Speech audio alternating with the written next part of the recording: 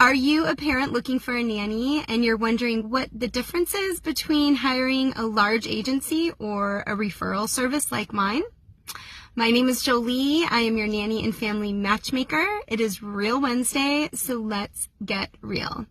Well, one of the very big differences between a referral service like mine and hiring a larger agency is that with my service, it is a flat fee. It's one deposit and then a match fee. That is it. It's the same for everybody.